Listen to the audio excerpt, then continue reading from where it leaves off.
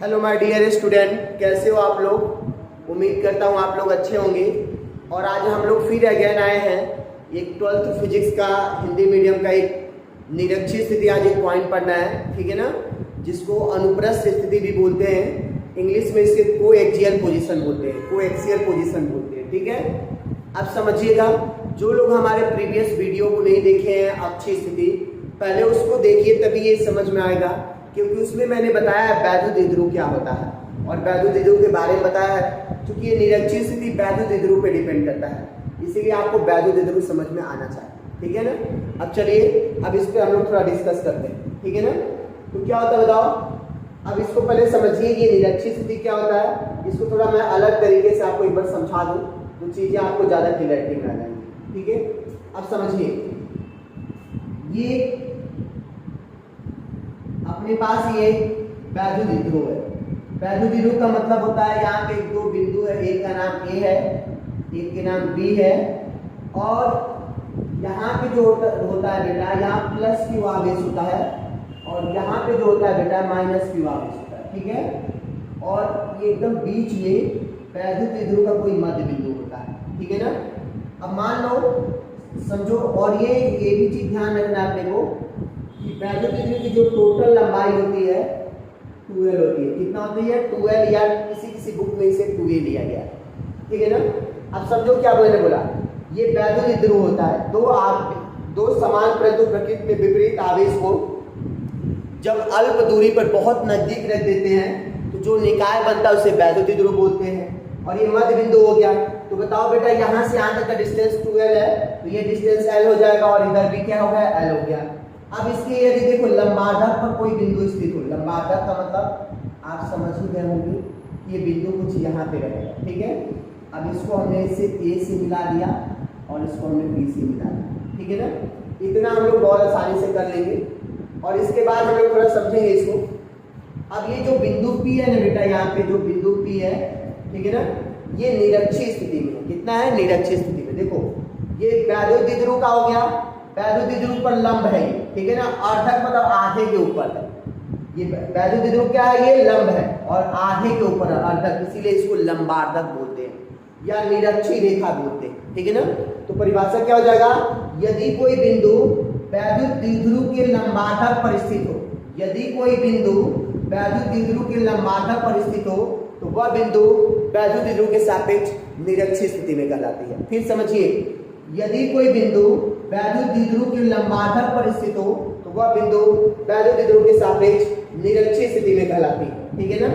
अब आइए थोड़ा सा हम लोग समझते हैं बेटा। इस चीज को हम लोग थोड़ा सा इरेज कर रहे हैं, क्योंकि यहाँ पे हम थोड़ा डायग्राम बनाएंगे, ठीक है। आप ये डेफिनेशन को लिख ही लिए होंगे। अब देखिए, यहाँ पे समझिएगा। अब ये बताइए, मैंने बताया था यहाँ पे ये निरक्षीय स्थिति में हो गया, तो यहाँ से यहाँ तक इसकी डिस्टेंस को हमने क्या मान लिया? r मान लिया। क्या मान लिया? r मान लिया। अब एक और बात बताइए आप लोग, ठीक है ना, एक बात बताइए, ठीक है। अब समझते हैं हम लोग थोड़ा सा। अब E1 कहाँ पे होगा? विद्युत क्षेत्र की तीव्रता, मतलब बिंदु ए के कारण विद्युत क्षेत्र की तीव्रता कहाँ होता है? वेक्टर AP के दिशा में होता है। कहाँ होता है? वेक्टर AP की दिशा में होता है। तो यहाँ तीव्रता क्या हो जाएगा? E1 हो जाएगा, ठीक है ना। और बिंदु बी पर जो तीव्रता होता है कहाँ होता है? वेक्टर PB की दिशा में होता है। कहाँ होता है? यहाँ कहीं क्या हो जाएगा? E2 हो जाएगा, ठीक है ना। और परिणामी तीव्रता E1 और E2 का दोनों का परिणामी तीव्रता कहीं क्या हो जाएगा? बीच में होगा। क्या हो जाएगा? परिणामी तीव्रता इधर कहीं बीच में होगा, ठीक है ना। अब मान लो ये E1 और E2 का परिणामी है, रिजल्टेंट इंटेंसिटी है। यदि यहाँ एंगल ये थीटा बनाएगा बेटा, यहाँ भी एंगल क्या हो जाएगा? थीटा, मतलब सेम एंगल दोनों बनाएगा। और जब यहाँ एंगल थीटा बनेगा, तो ये और ये भी क्या होंगे? एकांतर कोण होंगे। ये भी सदैव आपस में क्या होते हैं? एकांतर कोण सदैव आपस में बराबर। अच्छा बताओ, वैद्युत ध्रुव की ये डिस्टेंस कितना हो जाएगा? ये l हो जाएगा बेटा, और यहाँ से यहाँ तक की लंबाई भी क्या हो जाएगी? l हो जाएगी, क्योंकि तभी तो l और l जोड़ोगे तो 2l हो जाएगा और ये r हो जाएगा। तो अब एक बात बताओ, आप लोग थोड़ा सा भी मेरी बातों को समझ रहे होंगे यदि, तो एक बात बताइए, आप लोग खुद ही समझ रहे हो मेरी बातों को बहुत अच्छे से। तो ये कितना हो जाएगा? ये डिस्टेंस कितना हो जाएगा? रूट क्या हो जाएगा? r² प्लस क्या हो जाएगा? l² हो जाएगा। और ये भी डिस्टेंस कितना हो जाएगा, √r² प्लस l²। क्यों हो गया, क्योंकि ये राइट ट्राइंगल बन रहा है पाइथागोरस थ्योरम से, कर्ण स्क्वायर इक्वल टू लंब स्क्वायर प्लस आधार स्क्वायर, r² प्लस l²। ये बहुत आसान है, आप लोग भी इसको कर लोगे, ठीक है। अब आते हैं थोड़ा सा हम लोग फिर अगेन समझते हैं अपनी बातों। मैंने क्या समझाया अभी आपको, मैंने समझाया यदि कोई बिंदु वैद्युत द्विध्रुव के लंबार्धक पर स्थित हो तो वह बिंदु वैद्युत द्विध्रुव के सापेक्ष निरक्षीय स्थिति में कहलाती है, ठीक है। तो मैंने क्या किया, वैद्युत द्विध्रुव की टोटल लंबाई 2l मान लिया, लंबार्धक पर एक बिंदु P ले लिया। और एक चीज देखिए, हम लोग थोड़ा सा यहाँ पे मान के चलेंगे और आप भी कॉपी पेन ले लीजिए, मैं जो बोलूंगा उसको मानते चलना है, ठीक है। तो ये क्या हो गया, E1 की डायरेक्शन क्या होता है, वेक्टर AP की दिशा में। इसके प्रीवियस वीडियो में मैंने समझाया था कि E1 की दिशा में हो गया, क्योंकि यहाँ पे जो वैद्युत द्विध्रुव की दिशा होती है ऋण टू माइनस से प्लस की आवेश की ओर होती है, लेकिन हमने जब अक्षीय स्थिति में निकाला था तो वैद्युत द्विध्रुव कारण जो बिंदु A पर तीव्रता था वेक्टर AP की दिशा में था, और जो बिंदु B पर तीव्रता था वेक्टर PB की दिशा में था, ठीक है ना। तो हमने इतना कर दिया। अब एक बात बताइए, इसके बाद हम लोग क्या मानेंगे, पहले तो हम लोग पेपर में इस क्वेश्चन इसका निरक्षीय स्थिति समझाएंगे, फिर डायग्राम बताएंगे और फिर मानेंगे। अब मानेंगे कैसे, देखो यहाँ मैंने क्या बोला, ऐसे मान लेना, वैसे मैं बहुत नहीं मान पाऊंगा क्योंकि टाइम नहीं रहता। चित्रानुसार माना, चित्रानुसार ए बी क्या है बताओ, ए बी एक, ठीक है ना, वैद्युत द्विध्रुव है,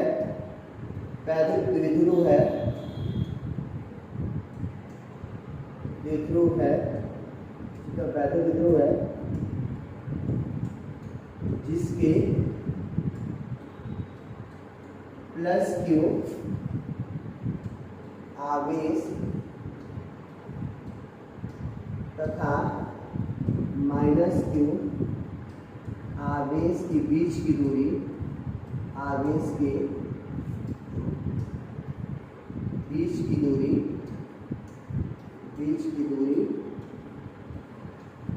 12 है। अतः बताओ क्या हो जाएगा, अतः वैद्युत द्विध्रुव आघूर्ण कितना हो जाएगा, वैद्युत द्विध्रुव आघूर्ण कितना हो जाएगा, अतः वैद्युत द्विध्रुव आघूर्ण कितना हो जाएगा, वैद्युत द्विध्रुव आघूर्ण जो हो जाएगा P बराबर क्या हो जाएगा, Q इंटू, इतना लिख लोगे। फिर हम लोग क्या लिखेंगे, इसी देखो इसी डायग्राम को हम डिस्क्राइब करेंगे। क्या लिखेंगे इसके बाद, वैद्युत द्विध्रुव के मध्य बिंदुओं से स्मॉल r दूरी पर निरक्षीय स्थिति में बिंदु P है जहां पर हमें विद्युत क्षेत्र की तीव्रता ज्ञात करनी है। मैंने क्या बोला, वैद्युत द्विध्रुव के मध्य बिंदुओं से स्मॉल r दूरी पर निरक्षीय स्थिति में एक बिंदु P है जहां पर हमें विद्युत क्षेत्र की तीव्रता ज्ञात करनी है, ठीक है। उसके बाद आप क्या लिखोगे, इतना लिखने के बाद अब इसके बाद हम लोग क्या करेंगे जल्दी बताइए, इसके बाद हम लोग तुरंत लिखेंगे, क्या लिखेंगे, बिंदु A पर प्लस क्यू आवेश के कारण, बिंदु A पर प्लस क्यू आवेश के कारण, बिंदु P पर तीव्रता, बिंदु P पर तीव्रता। अब बताओ बिंदु P पर तीव्रता कितना हो जाएगा, बिंदु P पर तीव्रता E1 बराबर कितना हो जाएगा, जल्दी बताओ, E1 बराबर क्या हो जाएगा बताओ, हमारे पास तीव्रता होता है 1/4πε0 और Q अपॉन डिस्टेंस क्या हो जाएगा AP², ठीक है ना। इसको इक्वेशन फर्स्ट मान लेना। कहाँ, किस दिशा में, वेक्टर AP की दिशा में। इसकी दिशा कहाँ है, E1 का, अभी मैंने दिखाया है वेक्टर AP की दिशा में, ठीक है ना। ये डायरेक्शन लिखना बेटा बहुत जरूरी है, ठीक है ना। अब जैसे मैंने एक चीज और आप कर सकते हो, जहां पे मैंने बोला वैद्युत द्विध्रुव आघूर्ण P बराबर Q/12 और फिर उसके नीचे मैंने लिखा था ना, वैद्युत द्विध्रुव के मध्य बिंदुओं से स्मॉल r दूरी पर निरक्षीय स्थिति में एक बिंदु P है जहां पर हमें विद्युत क्षेत्र की तीव्रता ज्ञात करनी है। इतना लिखने के बाद मतलब इसके जस्ट ऊपर एक पॉइंट और लिख सकते हो। एक पॉइंट अपने से क्या बना के लिख लोगे, क्या लिखोगे, वेक्टर PA तथा वेक्टर PB को मिलाया। क्या लिखोगे, वेक्टर PA तथा वेक्टर PB को मिलाया। और एक पॉइंट क्या लिखोगे, PA = PB, मतलब जितना PA है उतना ही क्या है पीबी है, पीए इज इक्वल टू पीबी है, ठीक है ना। अब एक बात बताइए, और एक चीज अपने पास क्या है, एंगल जो बन रहा है, क्या बन रहा है, AOP, AOP is equal to angle BOP, ये दोनों क्या बन रहा है सर, इसको हमने थीटा मान लिया, मतलब angle AOP angle BOP is equal to theta बन रहा है, ठीक है, इसको हम लोगों ने मान लिया। अब आगे इसी पे करेंगे तो ये तीव्रता कितनी हो जाएगी, जल्दी आप लोग बताइए, ये तीव्रता अपनी जो हो जाएगी E1 बराबर इतना हो जाएगा। अब बताओ, इसी प्रकार बिंदु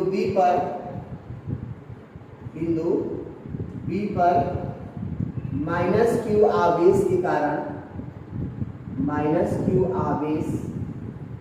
के कारण बिंदु P पर तीव्रता कितनी हो जाएगी बताओ, बिंदु P पर तीव्रता कितनी हो जाएगी, जल्दी बताओ।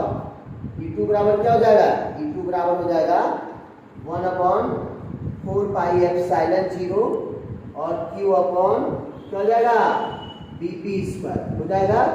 इसको इक्वेशन सेकंड मान लेना।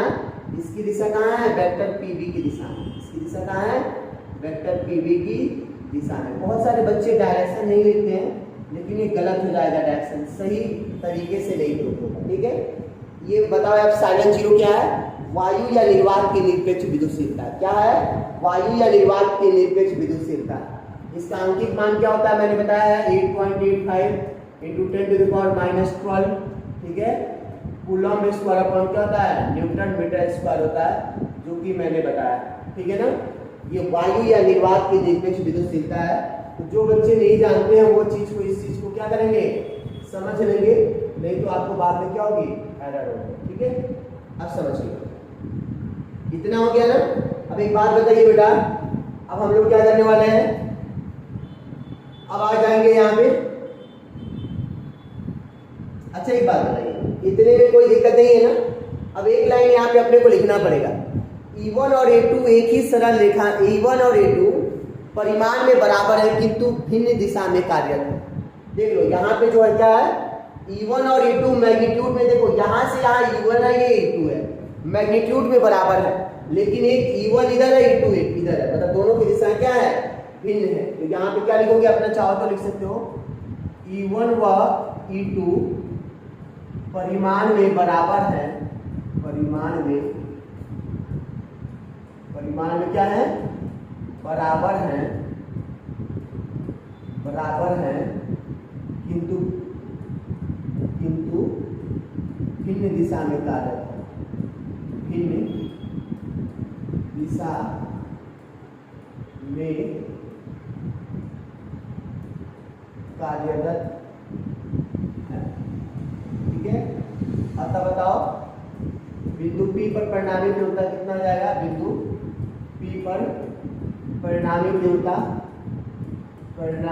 कितना हो जाएगा, बिंदु P पर परिणामी तीव्रता, जल्दी बताओ, बिंदु P पर परिणामी तीव्रता कितना हो जाएगा, E बराबर, एक चीज देखिएगा, परिणामी तीव्रता जब निकालते हैं तो E1 प्लस E2 हो जाता है। क्या हो जाता है, E1 प्लस E2 हो जाता है। लेकिन ध्यान देना, यहाँ पे जहाँ पे मैंने आपको बताया है, जहाँ पे एंगल थीटा बनता है, तो वहाँ जब परिणामी तीव्रता जोड़ते हैं तो एंगल जहाँ बनता है वहाँ कॉस लेते हैं। तो यहाँ परिणामी तीव्रता क्या बनेगा, E बराबर बताओ, E1 cos theta plus E2 cos theta हो जाएगा, E1 cos theta plus E2 cos theta. But अभी मैंने समझाया आपको, क्या समझाया, E1 जितना है उतना ही क्या है, E2 है। तो बताओ क्या हो जाएगा, तो E बराबर क्या हो जाएगा, जल्दी बताओ, E बराबर क्या हो जाएगा, E1 cos थीटा प्लस क्या हो जाएगा, E2 cos थीटा हो जाएगा, ठीक है ना। E1 cos theta plus E2 cos theta. बताओ टोटल E बराबर कितना हो जाएगा, 2E1 cos थीटा, नहीं हो जाएगा, E1 cos theta, E1 cos theta, E1 cos theta जुड़ गया। अब क्या करेंगे बताओ, यहाँ पर लोग क्या करेंगे, E1 का मान क्या करेंगे, समीकरण 1 से रखेंगे। क्या रखेंगे, समीकरण 1 से रखने पर समीकरण 1 से रखने पर क्या हो जाएगा, जल्दी बताओ। समीकरण 1 से रखने पर क्या मिल जाएगा अपने को, E बराबर क्या मिल जाएगा, 2 हो जाएगा। E1 की जगह पे 1/4 पाई एप्सिलॉन 0, ठीक है। और क्या हो जाएगा, Q/AP², ठीक है।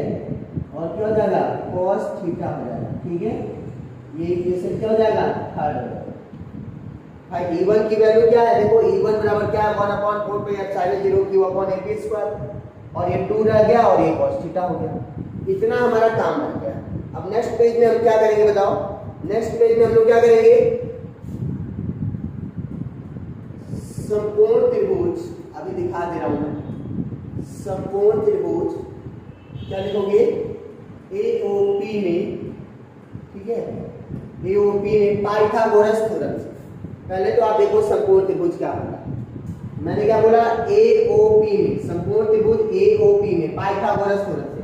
तो कर्ण स्क्वायर मतलब AP², लंब स्क्वायर मतलब OP², आधार स्क्वायर मतलब OA²। क्या आप लिखोगे, जल्दी बताओ।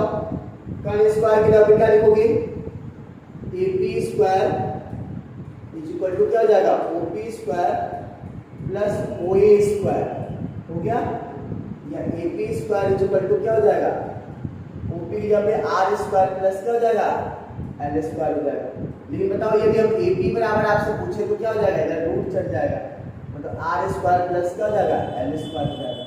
यदि AP बराबर हम पूछे तो बताओ रूट का मतलब क्या होता है, हाफ, पावर कितना हो जाना, पावर हाफ हो जाएगा, ठीक है। एंड आपसे हम पूछ दें cos थीटा की वैल्यू क्या होता है, तो आप लोग cos थीटा बराबर जानते हो, आधार बटे कर्ण। क्या जानते हो, आधार बटे कर्ण। तो आधार क्या है बताओ वहां पे, OA, और कर्ण क्या है, AP। क्या है, OA/AP। देख लो आधार क्या है यहाँ पे, OA, और कर्ण क्या है, AP। तो वही मैंने क्या लिखा, OA/AP। तो बताओ cos थीटा बराबर क्या हो जाएगा, OA की वैल्यू L है और AP की वैल्यू अभी आप लोगों ने निकाल दिया, R² प्लस L² का पावर क्या हो जाएगा, हाफ हो जाएगा। अब क्या करेंगे, इस AP² तथा cos थीटा का मान कहाँ रखेंगे, जल्दी बताओ। AP² तथा cos थीटा का मान समीकरण 3 में रखेंगे। तो क्या हो जाएगा यहाँ बताओ, AP² तथा क्या करेंगे, जल्दी बताइए आप लोग, cos थीटा का मान क्या करेंगे, समीकरण 3 में रखेंगे। बताओ समीकरण 3 में रखोगे क्या हो जाएगा, 3 में रखने पर, ठीक है। तो बताओ क्या बचेगा अपने पास, जल्दी बताइए। 3 में रखोगे तो क्या बन जाएगा, E बराबर देखो 2 तो रहेगा ही, 1/4 पाई एप्सिलॉन 0 था, और क्या था, Q/AP²। AP की जगह पे क्या लिखोगे, R² प्लस L², और यहाँ पे क्या लिखोगे बताओ। ये थोड़ा सा मेरा फिंगर भी यहाँ पे यूज हो जा रहा है, इसीलिए काम करो, इसको पूरा ठीक है।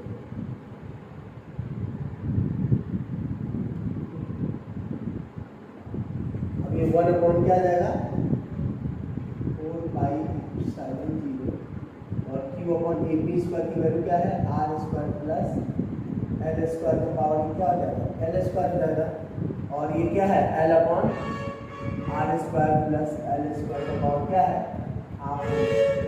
भाई देखो AP² की वैल्यू ये है, cos थीटा की वैल्यू ये हो गया। अब बताओ इसको क्या लिख सकते हो आप, E बराबर क्या बचेगा आपके पास, 1/4 पाई एप्सिलॉन 0 बचेगा, और क्या हो जाएगा, Q इंटू क्या हो जाएगा, 12 हो जाएगा, Q इंटू 12, और क्या हो जाएगा, R² प्लस L² का पावर क्या हो जाएगा, 3/2 हो जाएगा ना।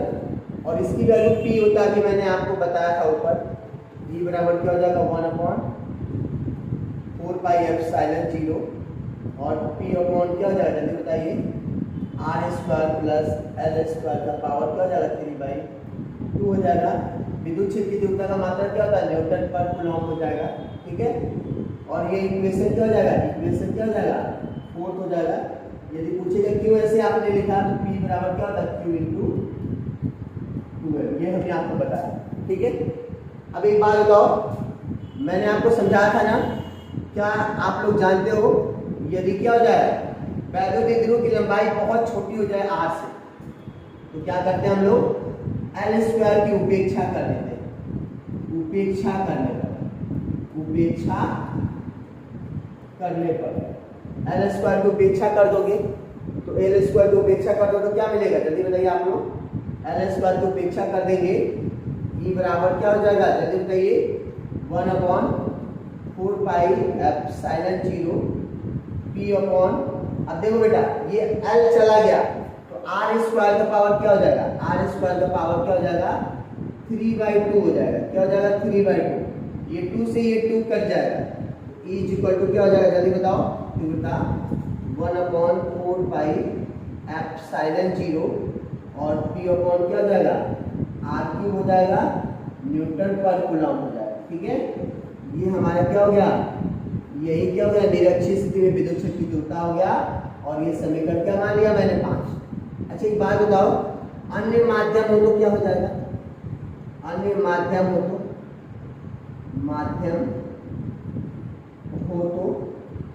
क्या होता है, अपॉन में ही किया जाता है ना, E बराबर क्या हो जाएगा 1/4 पाई एप्सिलॉन 0 के और क्या हो जाएगा P अपॉन क्या हो जाएगा R³ हो जाएगा। ठीक है, और ये क्या हो जाएगा, समीकरण क्या हो जाएगा 6 हो जाएगा। और इसको हम लोग क्या करेंगे, यहाँ पे इसको हम लोग, यही निरक्षीय स्थिति के वैद्युत ध्रुव के कारण निरक्षीय स्थिति में विद्युत क्षेत्र की तीव्रता है। अच्छा ये बताओ परिणामी विद्युत क्षेत्र की तीव्रता कहाँ हो जाएगी, तो वैद्युत ध्रुव के निरक्षीय स्थिति में जो विद्युत क्षेत्र की दिशा होती है वैद्युत ध्रुव के अक्ष के समांतर, वैद्युत ध्रुव के अक्ष के समांतर धनावेश से ऋणावेश की ओर या वेक्टर p के विपरीत दिशा में, धनावेश से ऋणावेश की ओर या वेक्टर p के विपरीत दिशा में। क्या लिखेंगे, या तो स्पष्ट है कि वैद्युत ध्रुव के निरक्षीय स्थिति में विद्युत क्षेत्र की दिशा क्या होगा, वैद्युत ध्रुव के अक्ष के समांतर धनावेश से ऋणावेश की ओर या वेक्टर p के विपरीत दिशा में। कभी कभी बेटा इसमें पूछ देता है अक्षीय और निरक्षीय स्थिति में तीव्रताओं की तुलना करो, अक्षीय और निरक्षीय स्थिति में तीव्रता की तुलना। तो आप जानते हो ना, आप लोग जानते हो, हम सभी जानते हैं, हम लोग क्या जानते हैं कि अक्षीय स्थिति में तीव्रता कितनी होती है, बताओ हम लोग क्या जानते हैं, बताओ अक्षीय स्थिति में तीव्रता कितनी होती है, अक्षीय स्थिति में तीव्रता, अक्षीय स्थिति में तीव्रता आप लोग जानते हो क्या होती है, जल्दी बताओ। E1 बराबर मान लो क्या हो गया 1/4 पाई एप्सिलॉन 0 और क्या हो जाएगा 1/4 पाई एप्सिलॉन 0 क्या होता है 2p अपॉन r³, क्या होता है 2p अपॉन r³। ठीक है, इतना न्यूटन क्या हो गया कूलम। अच्छा बताओ निरक्षीय स्थिति में कितना तीव्रता होता है, अभी मैंने निकाला है, निरक्षीय स्थिति में तीव्रता, निरक्षीय स्थिति में तीव्रता, निरक्षीय स्थिति में तीव्रता कितना हो जाएगा बताओ, E2 बराबर क्या हो जाएगा 1/4 पाई एप्सिलॉन 0 और क्या हो जाएगा P अपॉन R³ हो जाएगा, क्या हो जाएगा P अपॉन R³ न्यूटन पर कूलम हो जाएगा। ठीक है, अब ये अपना हो गया, ठीक है ना, अब ये हो गया। अच्छा ये बताओ ये यूनिट है न्यूटन प्रति कूलम होता है विद्युत क्षेत्र की तीव्रता का मान। अब हमें तुलना करना है ना, तो समीकरण 1 में 2 का क्या करेंगे, भाग दिला देंगे, समीकरण 1 भागे समीकरण 2, मतलब समीकरण 1 में क्या करेंगे, समीकरण 2 का भाग देंगे। तो बताओ क्या जाएगा E1 अपॉन E2। देखो जब ये अपॉन में लिखोगे 1/4 पाई एप्सिलॉन 0 और 2p अपॉन क्या हो जाएगा R³ और इसका अपॉन क्या हो जाएगा 1/4 पाई एप्सिलॉन 0 और p अपॉन क्या हो जाएगा R³ हो जाएगा। तो देखो 1/4 पाई कैंसिल हो जाएगा, p कैंसिल हो जाएगा, R³ मतलब केवल अपने को क्या मिलेगा, क्या मिलेगा बताओ E1 अपॉन E2 बराबर क्या मिलेगा, जल्दी बताओ 2 मिलेगा। या E1 बराबर आपसे पूछेगा तो क्या बोलोगे आप 2E2 होता है, कितना होता है E1 बराबर 2E2 होता है। या आपसे कोई पूछे E2 बराबर क्या हो जाएगा, तो ये 2 इधर आ जाएगा, तो E1 अपॉन क्या हो जाएगा 2 हो जाएगा। मतलब ये चीज याद रखना है क्योंकि ये न्यूमेरिकल में बहुत हेल्प करेगा। मतलब अक्षीय स्थिति में तीव्रता जो होता है निरक्षीय स्थिति की तीव्रता के लगभग दोगुनी होती है। अक्षीय स्थिति में जो तीव्रता होती है निरक्षीय स्थिति में तीव्रता के दोगुनी होती है, या निरक्षीय स्थिति में तीव्रता अक्षीय स्थिति की तीव्रता के लगभग आती है। क्या होता है? निरक्षीय स्थिति में तीव्रता अक्षीय स्थिति की तीव्रता के लगभग क्या होती है? आधी होती है। और ये पूरा जो मैंने आपको बताया है आज निरक्षीय स्थिति पढ़ा दिया, इसको थोड़ा देखिएगा, ये बहुत मोस्ट क्वेश्चन है, बोर्ड में बार बार आता है, लेकिन बच्चों से बार बार एरर हो जाता है। वैसे कुछ है नहीं, फिर एक बार देखिएगा, यदि कहीं समझ में ना आए तो वीडियो पॉज करिएगा, देखिएगा, ठीक है। और हमारा वीडियो देखने के लिए thank you for watching my video. Bye bye, take care, और मिलते हैं हम लोग नेक्स्ट वीडियो में।